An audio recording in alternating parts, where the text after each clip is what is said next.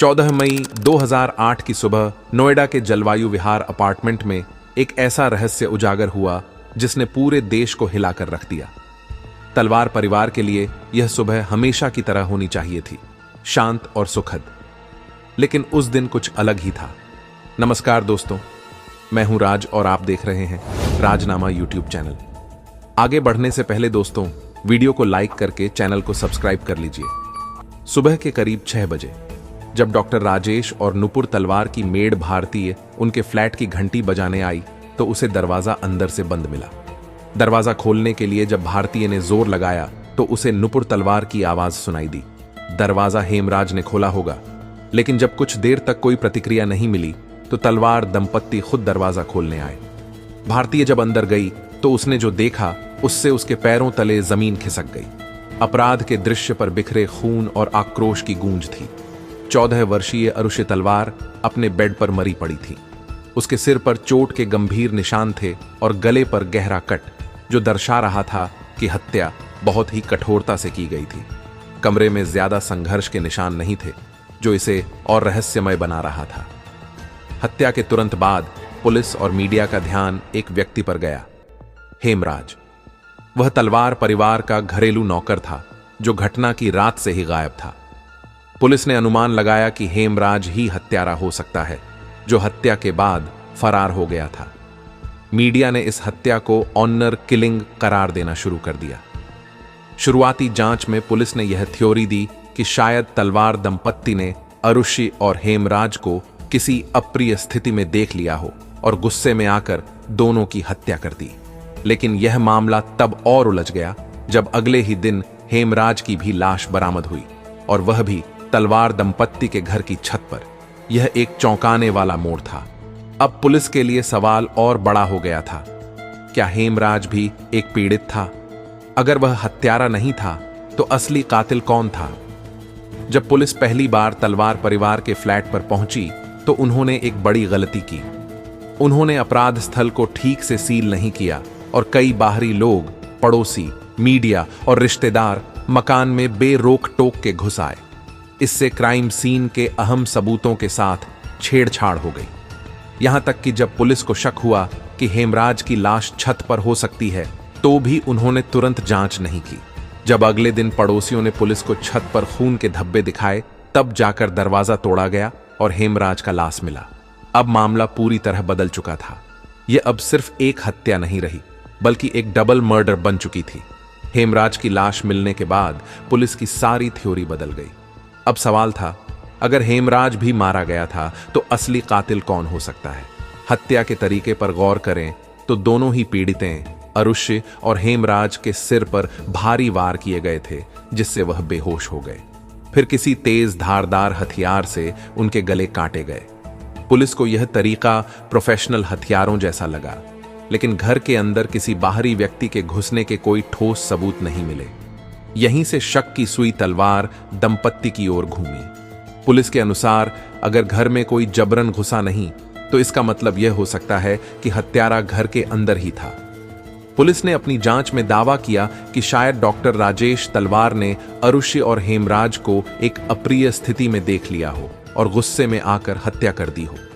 इस दावे के आधार पर पुलिस ने तलवार दंपत्ति को संदिग्ध मानते हुए राजेश तलवार को 23 मई 2008 को गिरफ्तार कर लिया। लेकिन इस थ्योरी में कई खामियां थीं।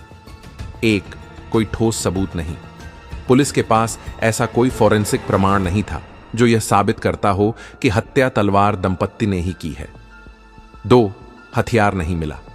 पुलिस ने दावा किया कि हत्या किसी गोल्फ स्टिक और सर्जिकल ब्लेड से की गई है, लेकिन इन हथियारों को कभी बरामद नहीं किया गया।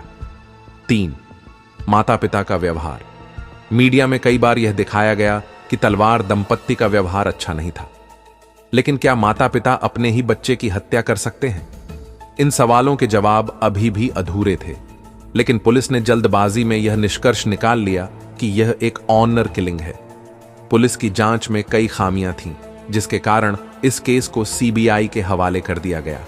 जब 1 जून 2008 को सीबीआई टीम ने जांच शुरू की तो उन्हें पुलिस की लापरवाही के कई सबूत मिले। सीबीआई ने पहले पहल में इस केस को बाहरी हमलावर की नजर से देखा। उन्होंने कुछ नए संभावित संदिग्धों को भी जांच में शामिल किया। 1. कृष्णा, राजेश तलवार का सहायक। 2. राजकुमार। 1. घरेलू नौकर। 3. विजय मंडल, तलवार परिवार के पड़ोसी का नौकर। इन लोगों पर शक इसलिए गया क्योंकि इनके बयान आपस में मेल नहीं खा रहे थे और कुछ ऐसे सुराग मिले थे जो किसी बाहरी व्यक्ति की संलिप्तता को दर्शा रहे थे। सीबीआई ने इस केस में डीएनए और नार्को टेस्ट का सहारा लिया। अरुष्य के कमरे में किसी बाहरी व्यक्ति के डीएनए के संकेत नहीं मिले। तलवार दंपत्ति के खिलाफ कोई स्पष्ट फिंगरप्रिंट या खून के धब्बे नहीं पाए गए। जब कृष्णा और राजकुमार का नार्को टेस्ट किया गया तो उन्होंने माना कि वे घटना स्थल पर मौजूद थे, लेकिन सीबीआई को कोई पर्याप्त सबूत नहीं मिले जिससे कि वे किसी बाहरी हमलावर को दोषी साबित कर सकें। सीबीआई की पहली टीम के प्रमुख अरुण कुमार ने माना कि हत्या किसी बाहरी व्यक्ति ने की होगी, लेकिन जब यह मामला दूसरी सीबीआई टीम के पास गया तो उन्होंने तलवार दंपत्ति को ही दोषी ठहराने का प्रयास किया। यह केस अब पूरी तरह से भ्रमित हो चुका था। एक ओर पुलिस तलवार दंपत्ति को दोषी मान रही थी, दूसरी ओर सीबीआई की पहली टीम उन्हें निर्दोष बता रही थी।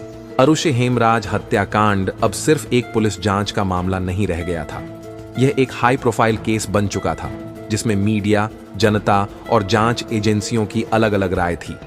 तलवार दंपत्ति को एक ओर लोग निर्दोष मान रहे थे तो दूसरी ओर पुलिस और कुछ सीबीआई अधिकारी उन्हें हत्यारा साबित करने में लगे हुए थे। 2009 में जब सीबीआई की दूसरी टीम ने जांच का कार्यभार संभाला तो उन्होंने तलवार दंपत्ति के खिलाफ अदालत में चार्जशीट दाखिल कर दी। इसका मतलब यह था कि अब अदालत को यह तय करना था कि इस केस में दोषी कौन है। मीडिया ने इस केस को एक सनसनीखेज कहानी बना दिया। कुछ मीडिया हाउस लगातार तलवार दंपत्ति को निर्दयी माता पिता दिखाने में लगे हुए थे। कई रिपोर्टर्स ने यह दिखाने की कोशिश की कि यह ऑनर किलिंग है। दूसरी ओर कुछ लोगों ने यह सवाल उठाया कि बिना ठोस सबूतों के माता पिता को क्यों फंसाया जा रहा है। तलवार दंपत्ति लगातार कहते रहे कि वे निर्दोष हैं, लेकिन मीडिया के शोर में उनकी आवाज दबती जा रही थी। 2012 में इस केस का ट्रायल शुरू हुआ। अदालत में पेश किए गए सबूतों की जांच की गई और कई महत्वपूर्ण सवाल उठे। 1. पुलिस और सीबीआई ने दावा किया कि हत्या गोल्फ स्टिक और सर्जिकल ब्लेड से हुई है, लेकिन ये हथियार कभी बरामद नहीं हुए थे। जब तलवार दंपत्ति के घर की तलाशी ली गई तो वहां ऐसी कोई गोल्फ स्टिक नहीं मिली जिस पर खून के निशान लगे हों। 2. तलवार दंपत्ति का कहना था कि वे रात भर सो रहे थे और उन्हें कुछ पता नहीं चला। पुलिस ने यह सवाल उठाया कि अगर उनके कमरे का दरवाजा खुला था तो उन्हें कोई आवाज क्यों नहीं आई। 3. अरुषि के कमरे में कोई बाहरी फिंगरप्रिंट या डीएनए नहीं मिला। हेमराज के खून के कुछ धब्बे जरूर घर में पाए गए थे, लेकिन वह कैसे आए, इसका कोई ठोस जवाब नहीं मिला था। इस केस में कई अहम बातें सामने आईं, लेकिन इनमें से कोई भी 100% साबित नहीं कर पाया कि हत्यारा कौन था। 26 नवंबर 2013 को गाजियाबाद की सीबीआई कोर्ट ने राजेश और नुपुर तलवार को दोषी करार देते हुए उम्र कैद की सजा सुना दी। इस फैसले के बाद देश भर में बहस छिड़ गई। क्या माता पिता ने अपनी बेटी की हत्या की थी या फिर जांच एजेंसियों की लापरवाही के कारण उन्हें गलत तरीके से दोषी ठहराया गया। तलवार दंपत्ति ने इस फैसले को इलाहाबाद हाई कोर्ट में चुनौती दी और कहा कि उनके खिलाफ कोई ठोस सबूत नहीं है। गाजियाबाद की सीबीआई कोर्ट के फैसले के बाद तलवार दंपत्ति को तुरंत जेल भेज दिया गया, लेकिन उनके वकीलों ने इस फैसले को इलाहाबाद हाई कोर्ट में चुनौती दी। अब सवाल यह था कि क्या हाई कोर्ट इस फैसले को बरकरार रखेगा या तलवार दंपत्ति को निर्दोष साबित करेगा। 1. इलाहाबाद हाई कोर्ट ने इस केस की दोबारा गहराई से जांच करने का फैसला किया। उन्होंने सबसे पहले यह देखा कि सीबीआई की जांच और निचली अदालत के फैसले में क्या खामियां थीं। कोई प्रत्यक्ष सबूत नहीं, तलवार दंपत्ति के खिलाफ कोई फिंगरप्रिंट, डीएनए या अन्य ठोस सबूत नहीं मिला। 2. हत्या का हथियार बरामद नहीं हुआ। पुलिस और सीबीआई गोल्फ स्टिक और सर्जिकल ब्लेड की बात कर रही थी, लेकिन ये हथियार कभी पाए ही नहीं गए। 3. घर में जबरन घुसने के कोई निशान नहीं।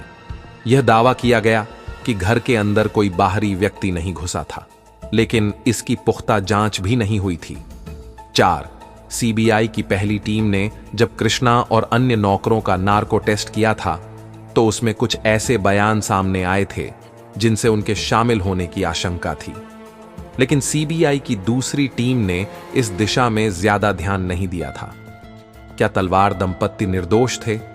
तलवार दंपत्ति के वकीलों ने कोर्ट में दलील दी कि अगर राजेश और नुपुर तलवार ही हत्यारे थे तो उनके खिलाफ कोई सीधा सबूत क्यों नहीं मिला? अगर ऑनर किलिंग का एंगल था तो हत्या की रात किसी ने चीख क्यों नहीं सुनी? हेमराज की लाश छत पर थी, लेकिन छत की कुंडी बाहर से बंद थी। फिर इसे किसने बंद किया होगा? सीबीआई की तरफ से यह तर्क दिया गया कि तलवार दंपत्ति ने सबूतों को मिटाने की कोशिश की थी, लेकिन इस दावे को भी साबित नहीं किया जा सका। 12 अक्टूबर 2017 को इलाहाबाद हाई कोर्ट ने गाजियाबाद सीबीआई कोर्ट के फैसले को खारिज कर दिया और तलवार दंपत्ति को बरी कर दिया। कोर्ट ने यह माना कि तलवार दंपत्ति के खिलाफ कोई पर्याप्त सबूत नहीं थे। सीबीआई और पुलिस की जांच में कई खामियां थीं, जिनके कारण दोषियों तक सही तरीके से नहीं पहुंचा जा सका। हाई कोर्ट ने कहा कि जब तक किसी को 100% दोषी साबित नहीं किया जाता, तब तक उसे संदेह का लाभ दिया जाना चाहिए। इस फैसले के बाद तलवार दंपत्ति को जेल से रिहा कर दिया गया। लेकिन सवाल अभी भी बाकी था कि आखिर असली गुनहगार कौन था? इलाहाबाद हाई कोर्ट के फैसले के बाद राजेश और नुपुर तलवार को तो राहत मिल गई, लेकिन एक बड़ा सवाल अब भी अधूरा था। अगर वे हत्यारे नहीं थे तो असली गुनहगार कौन था? सीबीआई ने इस केस को आधिकारिक रूप से अनसुलझे केस के रूप में बंद कर दिया, लेकिन जनता और विशेषज्ञ इस केस के अलग अलग पहलुओं की पड़ताल करने लगे। इस केस की शुरुआती जांच के दौरान हेमराज का दोस्त कृष्णा और अन्य नौकर राजकुमार और विजय के नाम चर्चा में आए थे। सीबीआई की पहली टीम ने इन सभी का नार्को टेस्ट कराया था। नार्को टेस्ट में कुछ ऐसे संकेत मिले थे कि हेमराज की हत्या में ये नौकर शामिल हो सकते हैं, लेकिन सीबीआई की दूसरी टीम ने इन बयानों को सबूत नहीं माना और तलवार दंपत्ति को ही दोषी मान लिया था। कुछ विशेषज्ञों का मानना था कि संभवतः हेमराज और अरुषिका किसी बाहरी व्यक्ति से विवाद हुआ हो। तो हो सकता है कि हेमराज को किसी ने अंदर बुलाया हो और उसके बाद यह हत्याकांड हुआ हो। 3. हत्या को घिनौना रूप देने के लिए अपराधी ने इसे ऑनर किलिंग जैसा दिखाने की कोशिश की हो, लेकिन जांच को सही दिशा में नहीं चलाया गया, इसलिए यह पहलू भी धुंधला रह गया। इस केस की जांच में कई पुलिस और सीबीआई अधिकारियों की लापरवाही साफ दिखी। पुलिस ने शुरुआत में क्राइम सीन को सुरक्षित नहीं रखा, जिससे कई अहम सबूत मिट गए। हेमराज की लाश देर से मिली। अगर पुलिस छत की ठीक से तलाशी लेती तो शायद हत्यारे का सुराग पहले ही मिल जाता। हथियार कभी नहीं मिला। जिस हथियार से हत्या हुई वह कभी बरामद ही नहीं हुआ। यह भी संभव था कि असली हत्यारा उसी रात वहां से फरार हो गया और पुलिस की गलत जांच के कारण वह कभी पकड़ा नहीं गया। इस केस को लेकर कई अलग अलग थ्योरीज सामने आई। एक, ऑनर किलिंग, लेकिन इस थ्योरी को साबित करने के लिए कोई ठोस सबूत नहीं मिला। 2, नौकरों की साजिश, लेकिन सीबीआई की दूसरी टीम ने इसे नजरअंदाज कर दिया। 3, बाहरी व्यक्ति की एंट्री, पुलिस ने इस पहलू को कभी गंभीरता से नहीं लिया। अब तक किसी भी थ्योरी को 100% सही नहीं माना जा सकता था। बरी होने के बाद भी राजेश और नुपुर तलवार का जीवन पहले जैसा नहीं रहा। उन्होंने दोबारा अपना डेंटल क्लिनिक खोला, लेकिन वे कभी भी पूरी तरह से सामान्य जीवन नहीं जी पाए। मीडिया और जनता के एक हिस्से ने अब भी उन्हें संदेह की नजर से देख रहा था। इस केस ने भारतीय न्याय प्रणाली की कई खामियों को उजागर कर दिया। अरुषि हेमराज हत्याकांड केवल एक आपराधिक मामला नहीं था, बल्कि यह भारतीय न्याय प्रणाली, मीडिया ट्रायल और पुलिस जांच की खामियों को उजागर करने वाला केस बन गया था। तलवार दंपत्ति के बरी होने के बावजूद यह सवाल अधूरा रह गया कि क्या भारतीय कानून ने सही न्याय किया। इस केस ने भारतीय न्याय प्रणाली पर कई सवाल खड़े किए। 1, क्या बिना ठोस सबूतों के किसी को दोषी ठहराया जाना उचित था? 2, अगर तलवार दंपत्ति दोषी नहीं थे तो असली अपराधी कहां है? 3, क्या पुलिस और सीबीआई की गलत जांच ने असली अपराधी को बचने का मौका दे दिया था? इलाहाबाद हाई कोर्ट ने तलवार दंपत्ति को संदेह का लाभ देते हुए बरी कर दिया था, लेकिन इसका मतलब यह नहीं था कि असली अपराधी को पकड़ लिया गया हो। यह मामला कानूनी न्याय बनाम वास्तविक न्याय के बीच की खाई को दिखाता है। जब यह केस सामने आया तब भारतीय मीडिया इसे एक सनसनीखेज कहानी के रूप में पेश कर रही थी। न्यूज चैनलों पर अरुषि के चरित्र को लेकर भ्रमित कहानियां चलाई गईं। तलवार दंपत्ति को बिना सबूतों के क्रूर हत्यारा बताया गया था। हर दिन नई थ्योरी घड़ी गई, जिससे जनता का ध्यान असली सबूतों से हट गया। कुछ पत्रकारों का मानना था कि मीडिया की गलत रिपोर्टिंग ने जांच को भटका दिया और असली गुनहगार बच निकला। कानूनी रूप से इस केस को दोबारा खोलने के लिए नए और ठोस सबूतों की जरूरत होगी। अगर कभी हत्या के हथियार, डीएनए प्रूफ या कोई नया चश्मदीद गवाह सामने आता है तो इस केस की दोबारा जांच संभव हो सकती है। अभी तक यह केस अनसुलझा मामला माना जाता है, लेकिन अगर भविष्य में नई तकनीकों से कोई ठोस सबूत मिले तो इस केस को फिर से खोला जा सकता है।